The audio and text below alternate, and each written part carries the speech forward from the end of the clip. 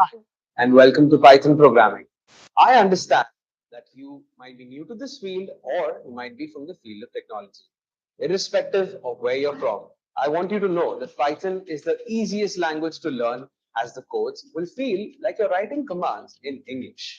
Learning this language has many benefits, as all the new upcoming fields like data science, in which you gather data, process it, manipulate it, and generate results. Artificial intelligence, in which you mimic human intelligence. Automation, in which you replace repetitive tasks by writing scripts that do the tasks for you. Cybersecurity, and much more, all run under this programming language. Apart from this, you can also use Python to do some fun stuff, like sending worthy messages to your friends on WhatsApp, even while you're asleep, or tracking the price of a stock in the market, or even renaming hundreds and hundreds of files, or converting these files to PDFs at a click of a button. I want you to know that irrespective of whether you have any prior experience or not, this course has been designed keeping in mind that none of you have coded a single day in your lives. Under this assumption, the course has been curated from a beginner's point of view and has been broken down into four modules: beginners, intermediate, advanced, and the expert module, which move forward independently as you progress across these modules. Rest assured, each module prepares you to tackle the difficulties that you will face in the upcoming modules. So all you got to do is listen attentively, code along, practice the questions and the problems that have been provided so that you can make the most out of this course. This course will prepare you to completely solve problems using Python and choose a career of your choice in the fields of data science, machine learning, artificial intelligence, web development, cybersecurity, or whatever field you'd like. So I'm looking forward to seeing you learn this language and make huge differences in the world. So until then, stay safe, take care, and bye-bye.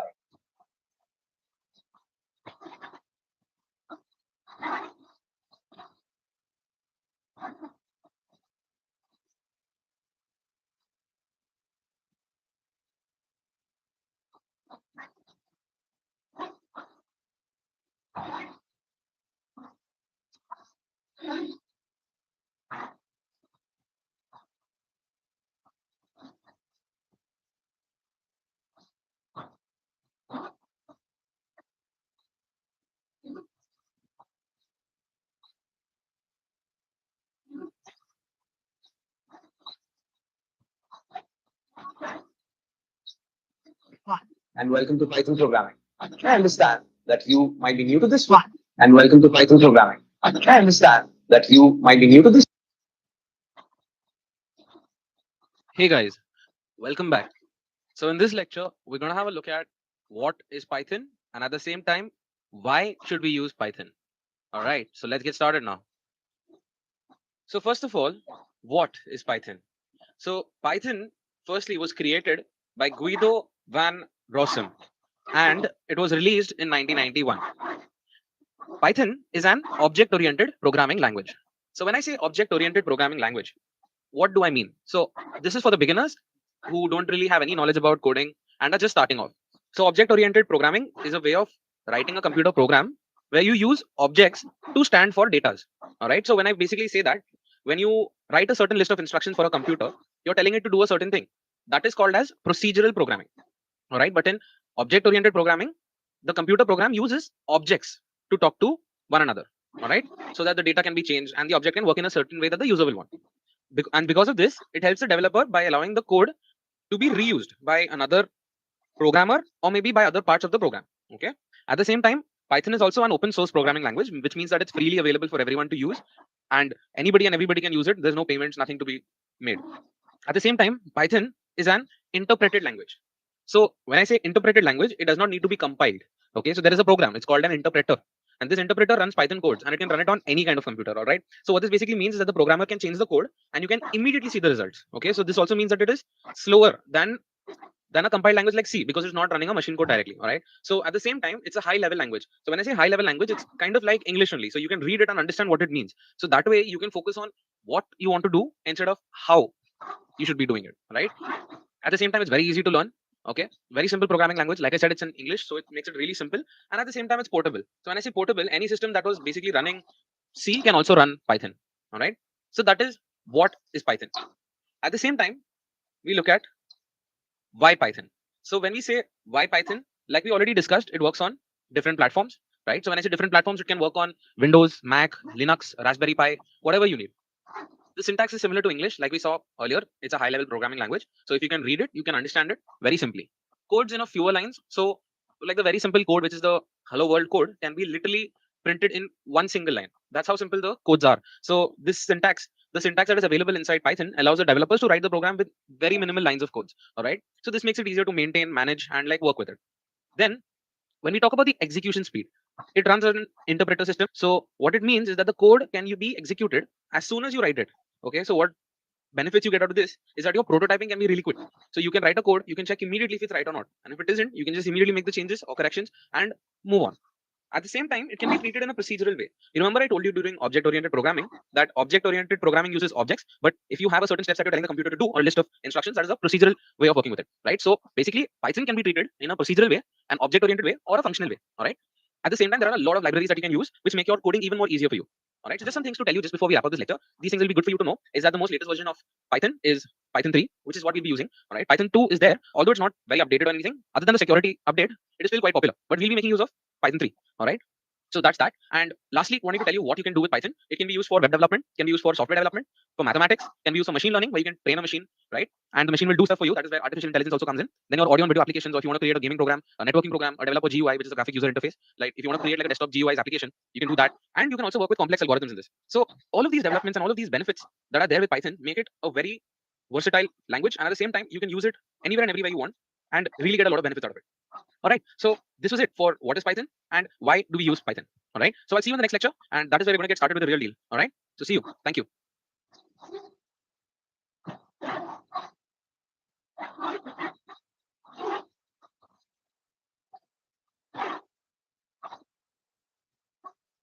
Hey guys, welcome back.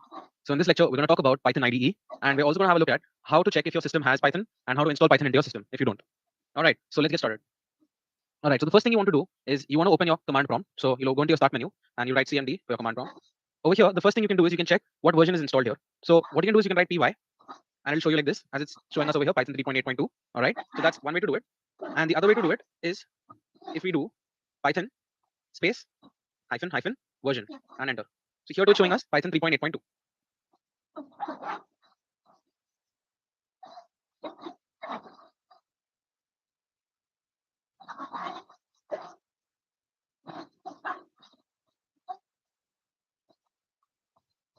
In my system, Python has been installed, but if it isn't and you need it in your system, what do you do?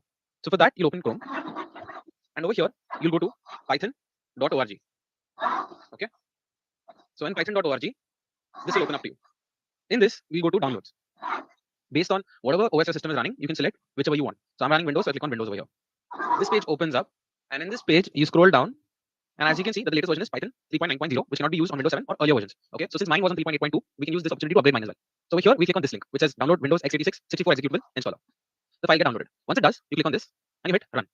Over here, you make sure that you add this Python 3.9 to path. This way, Python will get available to you everywhere. Now you just click on install now over here, agree, and once the installation is complete, Python will get installed into your system. All right, so now that setup was successful, we can close this. Now let's check the version for our Python, right? So, and as you can see, it's showing me that my version is Python 3.9.0. So you saw earlier that my version was 3.8.2, now it is 3.9.0. All right, so that is how you install Python.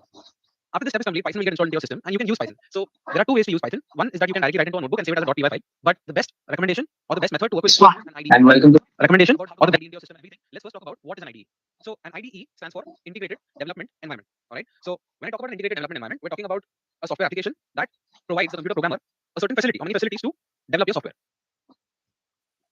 So there are many examples of a Python IDE, but the Python IDE that I prefer using is PyCharm, and this is one of the most popular ones right now. Earlier, there used to be Notepad++, it was used heavily, so there were many other options available. So even Visual Studio Code could be used, but nowadays people are moving into this, which is PyCharm. So once again, to download PyCharm, which is your Python IDE, you'll write PyCharm in Google, and you'll get this website, which is www.jetbrains.com. So you click on this first link. All right, so this page opens up. In this, you have this download button here, and you have another download button here. You can click on either of them. So I'll just click on this one.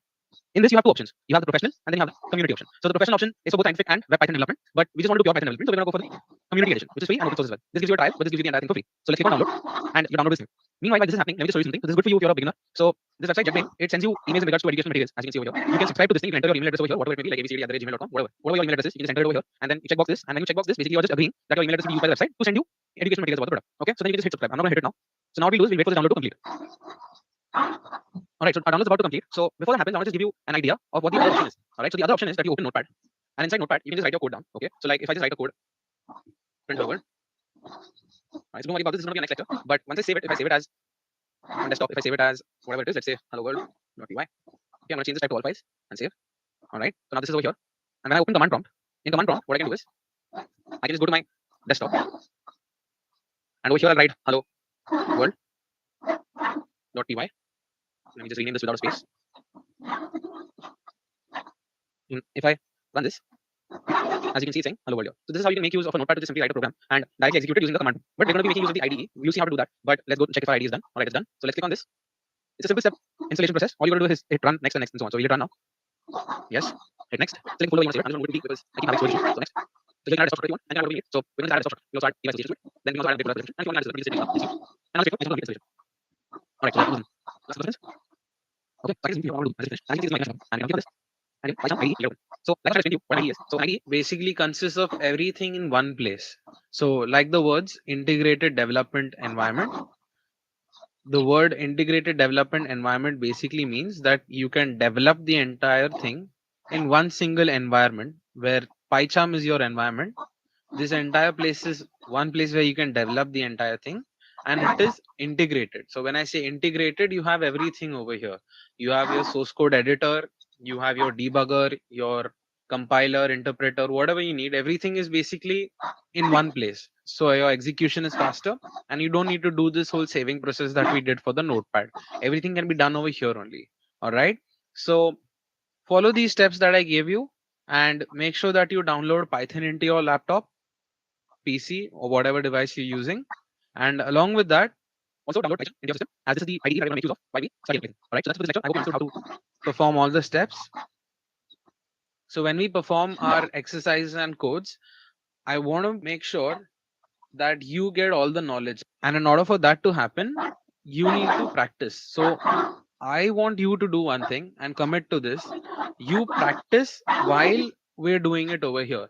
All right. So that way you'll be more confident in regards to what is happening, how the code is executing. Don't need to rush through the course. Take your time, learn each and every line. So when I write print hello world, understand that the print function does something like that. I want you to understand it on your laptop while you personally do it on your IDEs. All right. So once again, thank you. See you in the next lecture. And in the next lecture, we're going to be looking at how we'll run our Hello World program. So I'll see you there. Thank you.